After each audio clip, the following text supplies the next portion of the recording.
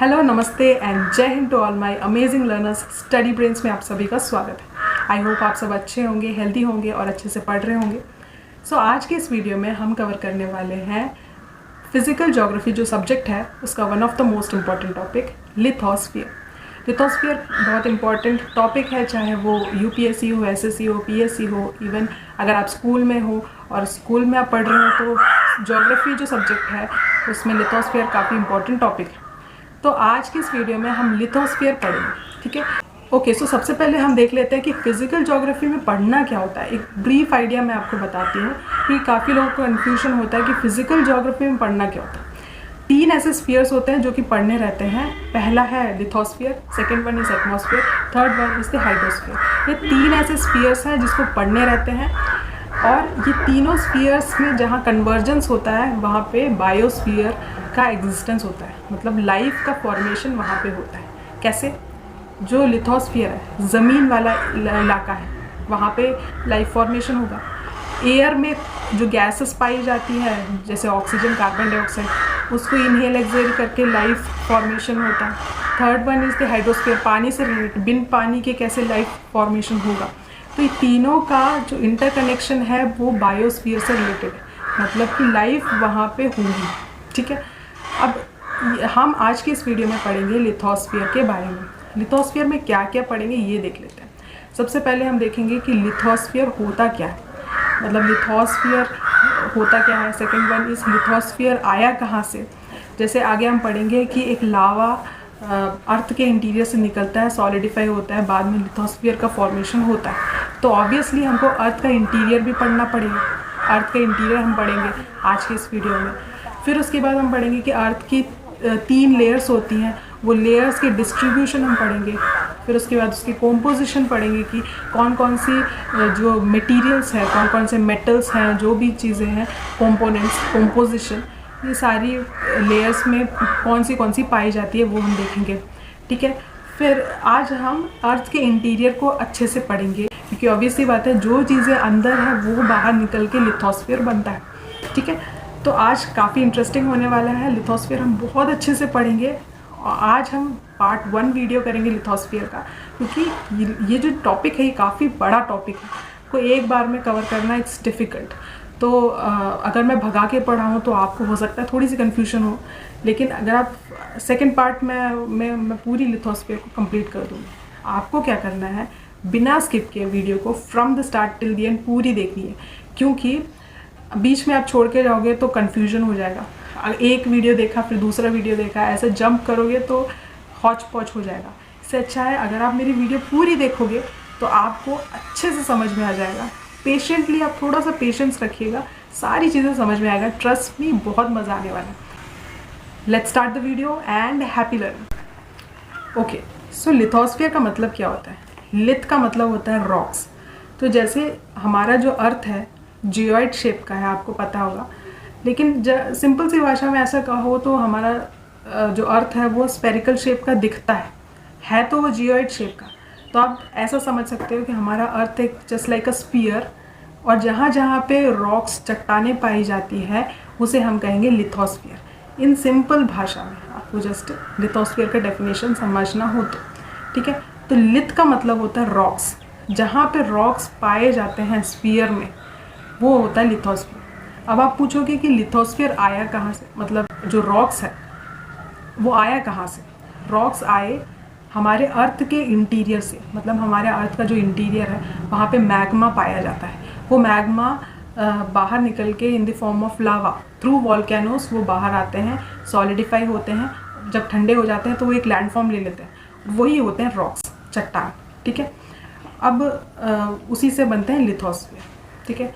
तो हमने अभी पढ़ा कि अर्थ का जो इंटीरियर है वहाँ पे मैग्मा होता है, वो लावा के थ्रू, वॉल्केनोस के थ्रू आके ठंडे हो जाते हैं बाहर, और वो लैंडफॉर्म मतलब रॉक्स का शेप ले लेते हैं।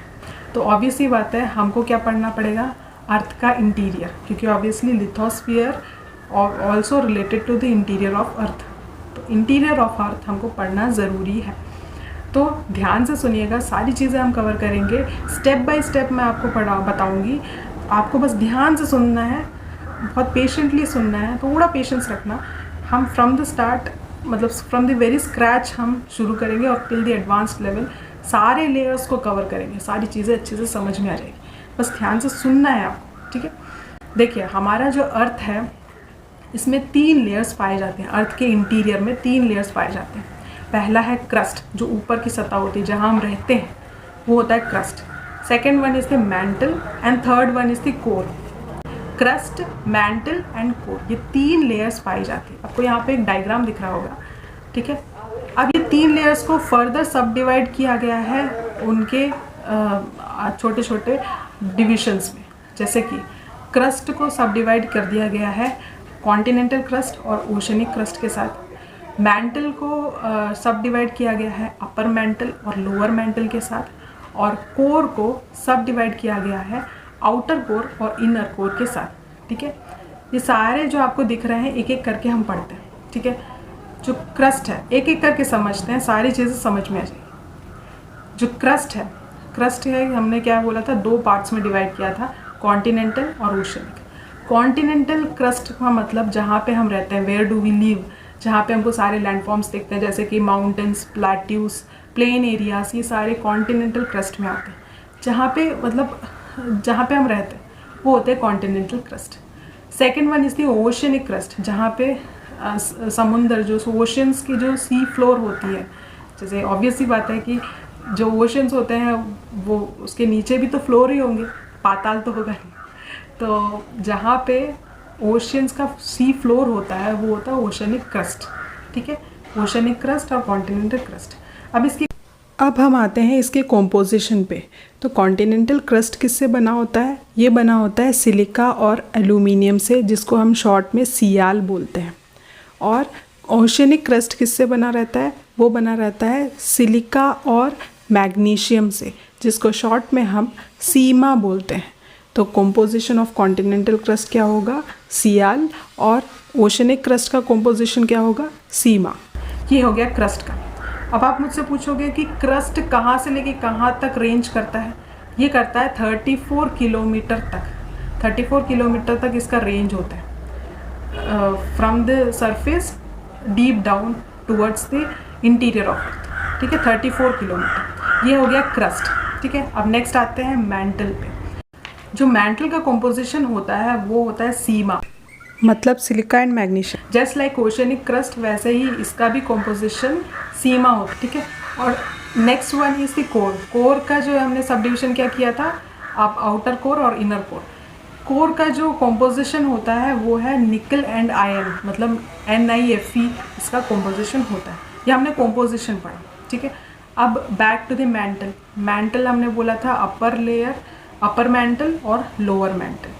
मैंटल कहाँ से कहाँ तक उसकी रेंज रहती है? मैंटल होती है 2900 तक उसकी रेंज होती है, इंक्लूडिंग अपर मैंटल और लोअर मैंटल, दोनों मैंटल को मिला के from the surface deep down towards the interior of earth 2900 kilometre तक ये रेंज करती है मैंटल, ठीक है। और कोर की अगर हम बात करें तो इसका रेंज क्या होता है? इसका रेंज होता है 2900, जहाँ पे मैंटल ख़त्म होता है वहाँ से लेके 6400 तक पूरा कोर, आउटर कोर और इनर कोर, दोनों कोर को मिला के इसका रेंज होता है, ठीक है। सो 34 किलोमीटर क्रस्ट। उसके बाद नेक्स्ट आता है मैंटल, जो कि कवर करता है 2900 from the top towards deep down towards the interior 2900। और 2900 जहाँ पे मैंटल ख़त्म होता है वहाँ से फिर कोर चालू होता है, मतलब पूरा नीचे का इनर कोर तक, आउटर कोर और इनर कोर दोनों को मिला के वो 2900 से 6400 तक रेंज होती है। ये इसकी रेंज होती है, ठीक है। आपको यहाँ पे एक डायग्राम दिख रहा होगा कि कैसे लेयरिंग की गई है विथ डिस्टेंस, कौन सा कितने रेंज तक है। अब ध्यान से देखिएगा, मैंने अच्छे से डायग्राम में बताया है, देखिएगा आपको समझ में आ जाएगा, ठीक है। अब इसकी कॉम्पोजिशन देख लेते हैं कि सबसे ज़्यादा कौन सी लेयर पाई जाती है हमारे अर्थ के इंटीरियर में। सबसे ज़्यादा पाई जाती है मैंटल, जो कि 83 से 84% पाई जाती है मैंटल, मतलब अपर मैंटल और लोअर मैंटल दोनों को मिला के। कोर पाई जाती है उसके बाद सेकंड नंबर पे, जो कि 13 to 14% होती है, ठीक है, आउटर कोर और इनर कोर दोनों को मिला के। एंड थर्ड वन, सबसे लीस्ट जो परसेंटेज पाई जाती है लेयर की, वो है क्रस्ट 0.9%, अप्रॉक्सीमेटली लेस देन 1% पाई जाती है क्रस्ट। ठीक है, तो अगर असेंडिंग ऑर्डर में अगर बोला जाए तो पहला क्रस्ट पाया जाएगा, फिर उसके बाद कोर पाया जाएगा, फिर उससे ज़्यादा पाया जाता है वो है मैंटल। ठीक है, वो यहाँ पे दिख रहा होगा। अगर हम इसकी कॉम्पोजिशन की बात करें कि अर्थ में कौन कौन से मेटल्स पाए जाते हैं, कौन कौन से एलिमेंट्स पाए जाते हैं सबसे ज़्यादा, पूरे अर्थ को अगर हम कंसिडर करें तो सबसे ज़्यादा आयरन पाया जाता है पूरे अर्थ में। 35% आयरन पाया जाता है। ऑब्वियस सी बात है, जो कोर होता है वहाँ पे निकल और आयरन हमने पढ़ा था, आयरन पाया जाता है। इनर कोर और आउटर कोर पे पाया जाता है। और सेकंड नंबर इस थी ऑक्सीजन। ऑक्सीजन 30% पाया जाता है हमारे अर्थ पे, पूरे अर्थ पे। और सबसे ज़्यादा हमारे अर्थ पे ऑक्सीजन जो पाया जाता है वो क्रस्ट पे पाया जाता है इन द फॉर्म ऑफ ऑक्साइड्स। मतलब पूरे अर्थ पे 30% पाया जाता है ऑक्सीजन। लेकिन अगर सबसे ज़्यादा ऑक्सीजन किस लेयर पे पाया जाता है अगर हम पूछो तो वो पाया जाता है क्रस्ट पे। In the form of oxide oxygen पाया जाता है। सबसे most abundant element approximately 46% oxygen. Okay, so अगर आप मुझसे पूछोगे कि लिथोस्फीयर की रेंज कहाँ से कहाँ तक है तो मैं आपको कुछ चीज़ें बताऊंगी जिसे आप खुद ही समझ जाओगे और खुद ही आप बता दोगे कि लिथोस्फीयर की रेंज कितनी होगी। कि हाँ, लिथोस्फीयर यहाँ पे पाया जाता है। ध्यान से सुनिएगा पेशेंटली, सारी चीज़ समझ में आ जाएगी। देखिए, हमने अभी पढ़ा क्या था कि हमारे जो अर्थ के इंटीरियर में जो मैग्मा पाया जाता है वो बाहर लावा के थ्रू मोल्टन रॉक्स, वो लावा के थ्रू बाहर निकलता है और सॉलिडिफाई होकर रॉक्स बनता है। ठीक है, लेकिन ये जो लावा है ये बाहर आता क्यों है? इसका भी तो एक रीज़न होगा ना। बिना रीज़न के हम कैसे जान पाएंगे लिथोस्फीयर कैसे बने? तो उसके पीछे रीज़न क्या है ये सबसे पहले समझते हैं। देखिए, हमारे अर्थ के अंदर कुछ रेडियो एक्टिव एलिमेंट्स पाए जाते हैं। ये रेडियो एक्टिव एलिमेंट्स के खुद अपने थर्मल एनर्जी होती है। होता क्या है कि टेम्परेचर बहुत ज़्यादा हो जाता है। आपको ये पता होगा कि जितना हम गहराई पे जाते जाएंगे, अर्थ के इंटीरियर पे जाते जाएंगे, टेम्परेचर बढ़ता जाता है। ठीक है, तो ऑब्वियस ही बात है अर्थ का जो अंदर का जो टेम्परेचर है वो बहुत ज़्यादा होगा। तो टेम्परेचर हाई होने की वजह से इस रेडियो एक्टिव एलिमेंट्स की जो थर्मल एनर्जी है उसके टेम्परेचर डिफरेंस हो जाता है। इससे क्या होता है कि जो अंदर की जो मॉलिक्यूल्स होते हैं वो ऊपर की तरफ उठने लगते हैं। कि टेम्परेचर डिफरेंस होने की वजह से, टेम्परेचर हाई होने की वजह से थर्मल एनर्जी में टेम्परेचर डिफरेंस हुआ रेडियो एक्टिव एलिमेंट्स का। इसकी वजह से हुआ क्या कि मॉलिक्यूल्स ऊपर की तरफ उठने लगे और उस प्रोसेस को हम बोलते हैं कन्वेक्शनल करंट। कन्वेक्शनल मतलब ऊपर की तरफ उठने वाली जो करंट्स हैं वो होती है कन्वेक्शनल करंट। अब ये कन्वेक्शनल करंट ऊपर की तरफ उठेगी, उठती रहेगी। एक टाइम आएगा जब ये लिथोस्फेरिक स्लैब के साथ टकराएगी, मतलब जो ऊपर की जो क्रस्ट होती है, जो भी ऊपर की सतह होती है उससे जाके टकराएगी और बाद में जाके ये डेविएट होगी दूसरे डायरेक्शंस में। ठीक है, अब ज़रूरी नहीं कि एक ही डायरेक्शन में वो मूव करे कन्वेक्शनल करंट। वो ऐसे मूव कर सकती है, एक कन्वेक्शनल करंट ऐसा मूव करेगा, दूसरे कन्वेक्शनल करंट ऐसा मूव करेगा। कि मान लीजिए फॉर एग्जांपल एक कन्वेक्शनल करंट ऐसा उठा, ये इस डायरेक्शन में डेविएट हो गया, दूसरा कन्वेक्शनल करंट उठा, ये दूसरे डायरेक्शन में डेविएट हुआ। ऐसे कन्वेक्शनल करंट मतलब अपने डायरेक्शन की तरफ मतलब मूव करने लगे। एक टाइम आएगा ऊपर का जो लिथोस्फेरिक स्लैब है वो धीरे धीरे उस पर प्रेशर पड़ेगा, धीरे धीरे करके प्रेशर करके वो अलग हो जाएगा और जहाँ पे वो अलग हुआ है वहाँ से वो लावा, जो भी कन्वेक्शनल करंट है, लावा वो बाहर निकल के पर लिथोस्फीयर पे वो सॉलिडिफाई हो जाता है। ठीक है, तो ऐसे अंदर का जो कन्वेक्शनल करंट की वजह से जो लावा ऊपर आके सॉलिडिफाई होता है, ये रीज़न है उसका। ओके, सो हमने पढ़ लिया कि लावा बाहर आता क्यों है, क्या है उसका रीज़न, ये तो हमने पढ़ लिया।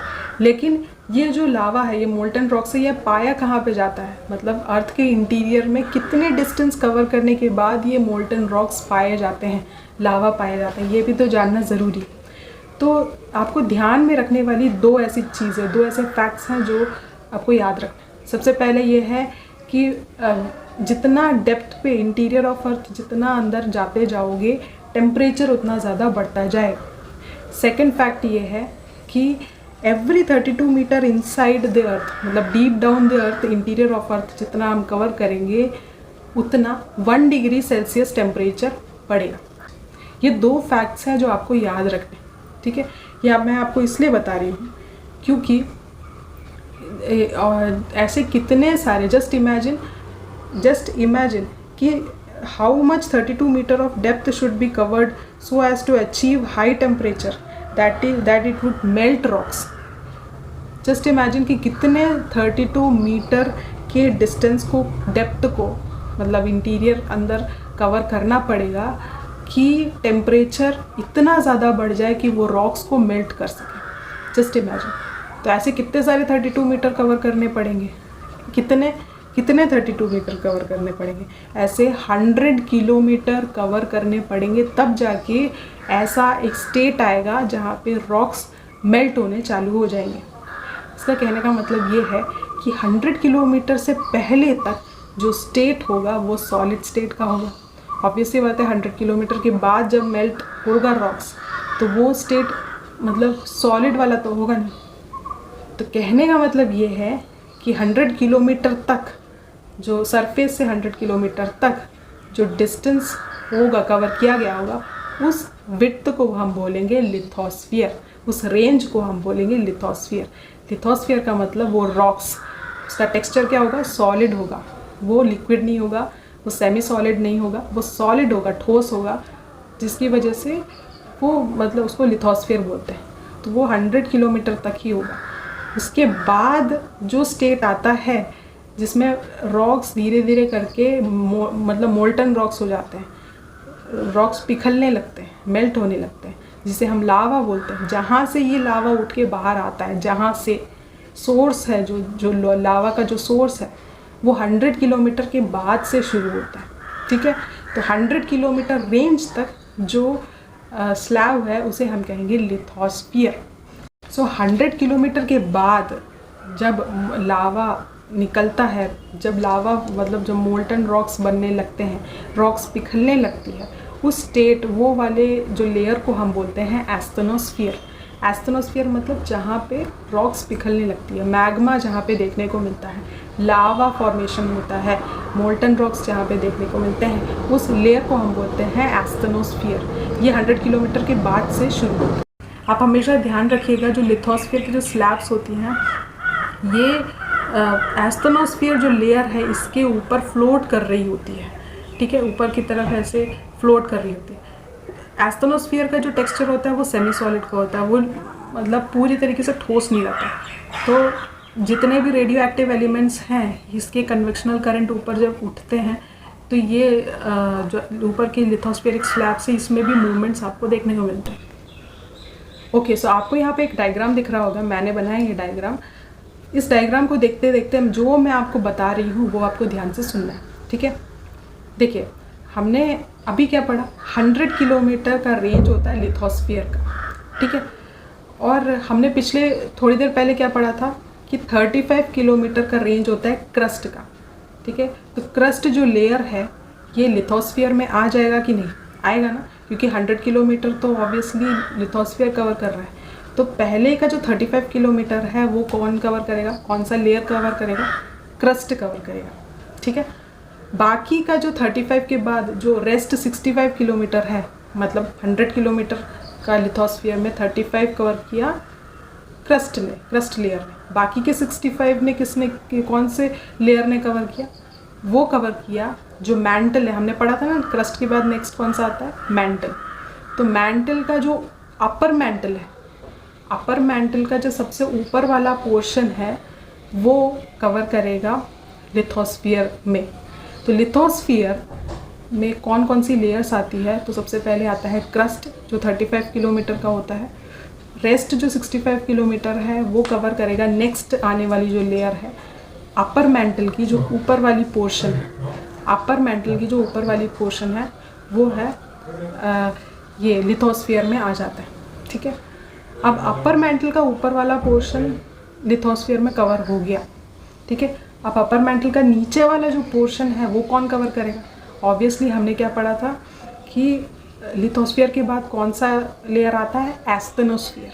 तो जो एस्थेनोस्फीयर है वो अपर मैंटल के नीचे वाले पोर्शन को कवर करेगा। मतलब कहने का मतलब ये कि अपर मैंटल जो है उसका ऊपर वाला पोर्शन लिथोस्फीयर ले लेगा और अपर मैंटल का नीचे वाला जो बचा हुआ पोर्शन है वो एस्थेनोस्फीयर को कवर कर लेगा। ठीक है, ठीक है। अब एस्थेनोस्फीयर का एक और चीज़ आपको ध्यान रखना है, जो एस्थेनोस्फीयर है उसका टेक्सचर कैसा है, उसका कंपोजिशन सेमी सॉलिड टेक्सचर है।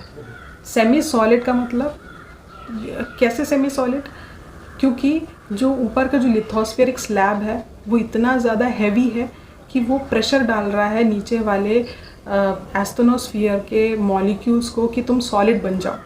और जो टेम्परेचर अंदर का टेम्परेचर है वो इतना ज़्यादा हाई टेम्परेचर है कि वो उस एस्थेनोस्फीयर के मॉलिक्यूल्स को लिक्विड में कन्वर्ट करने की कोशिश कर रहे हैं। तो मतलब ऊपर की जो लिथोस्फेरिक स्लैब के प्रेशर की वजह से सॉलिड बनने की कन्वर्शन करने की कोशिश, नीचे के जो एस्थेनोस्फीयर अंदर के जो एस्थेनोस्फीयर के जो टेम्परेचर हाई टेम्परेचर जिसकी वजह से लिक्विड में कन्वर्ट करने की कोशिश, इन दोनों की वजह से ये ना सॉलिड में कन्वर्ट हो पाया ना लिक्विड में कन्वर्ट हो पाया, जिसकी वजह से ये हो गया सेमी सॉलिड। यहाँ एस्थेनोस्फीयर को हमने कवर कर लिया।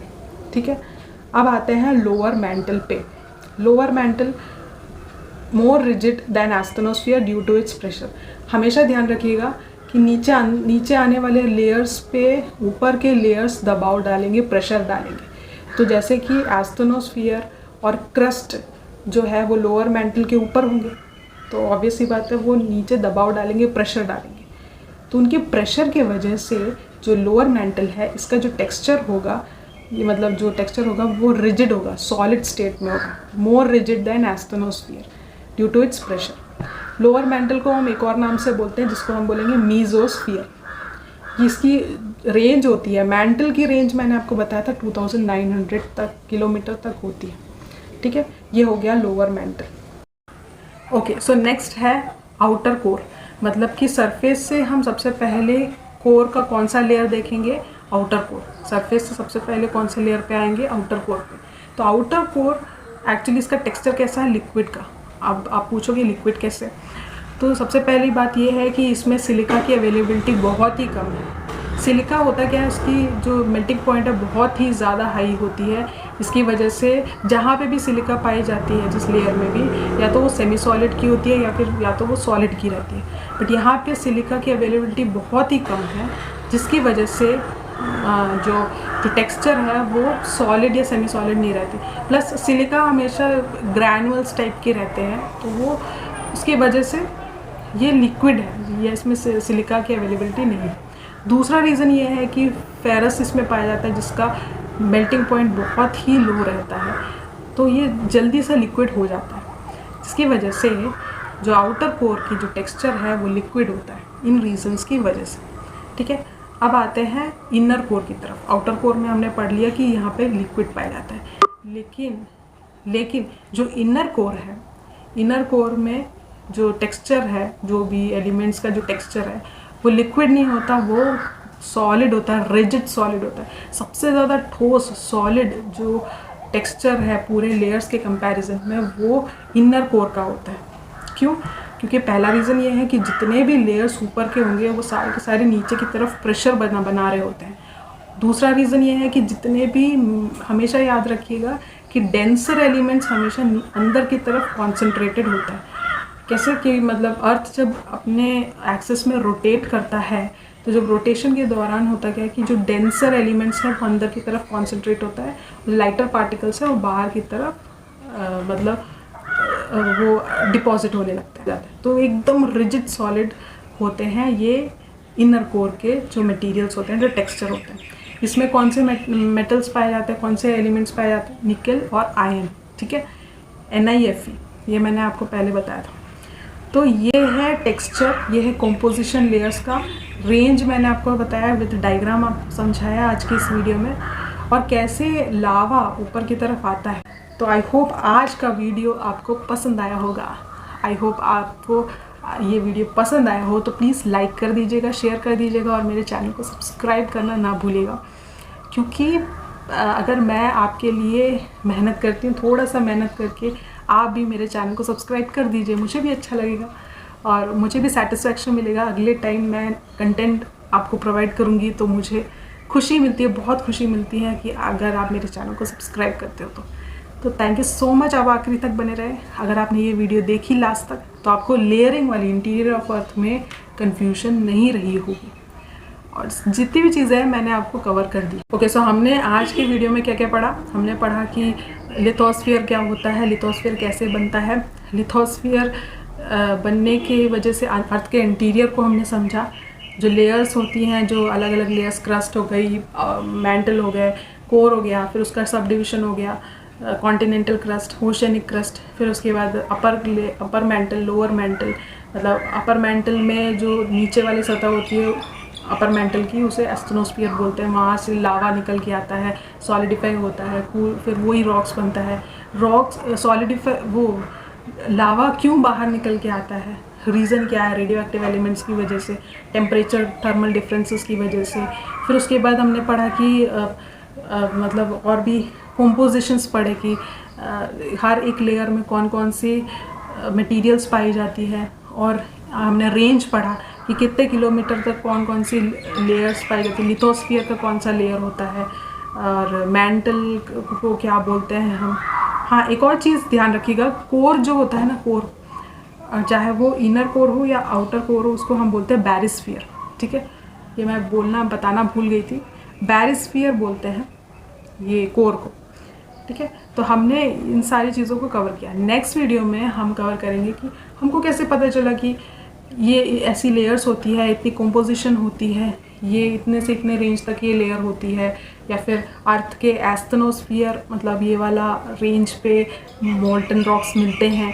सारी चीज़ें हमको कैसे पता चली, क्योंकि इतने डीप डाउन द अर्थ जाना, इतने किलोमीटर तक, specially mantle core, inner core तक को जाना, it's just like an impossible task. आज तक कोई गया नहीं है, कि हो सकता है आगे जाके जाए, साइंस का डेवलपमेंट होगा या नहीं पता, लेकिन अभी तक ऐसा कोई गया नहीं, इतना गहरा डेप्थ पे कि कोई गया नहीं। तो उसके पीछे रीजंस हैं, कुछ एविडेंसेस है जो हमें ये बताते हैं कि हाँ, इस एविडेंसेस से ये बोला जा सकता है कि अर्थ का जो इंटीरियर है उसका स्ट्रक्चर इस तरीके से है।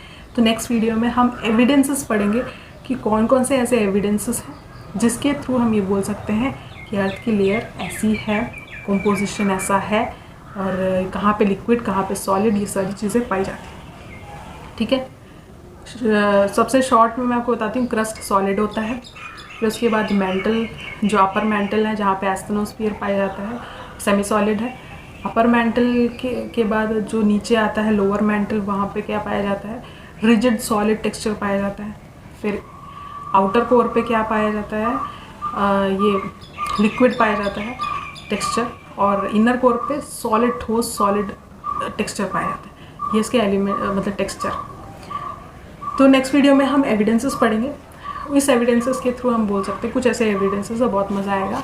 Thank you so much for watching my video, और देखने के बाद प्लीज़ लाइक और शेयर ज़रूर कर दीजिएगा, और मेरे चैनल को सब्सक्राइब कर दीजिएगा अगर आप मेरे चैनल पे नए हो तो, और बेल आइकन को भी प्रेस कर दीजिएगा जिससे लेटेस्ट अपडेट्स आपको मिलती रहे। और आप लाइक करते हो, शेयर करते हो तो अच्छा लगता है, मुझे दिल से अच्छा लगता है। सब्सक्राइब अगर आप मेरे चैनल को करते हो तो, क्योंकि मैं मेहनत करती हूँ तो मुझे अच्छा लगता है जब मुझे उस मेहनत का फल मिलता है। तो आप मेरे चैनल को सब्सक्राइब करके उस मेहनत का फल दे दीजिए। Thank you so much and have a nice day, bye bye, और happy learning.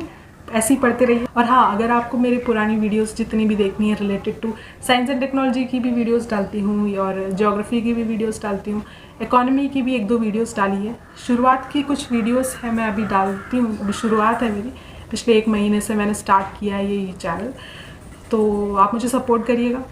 Thank you so much for watching my video and have a nice day. Bye bye. Thank you. God bless you. Bye.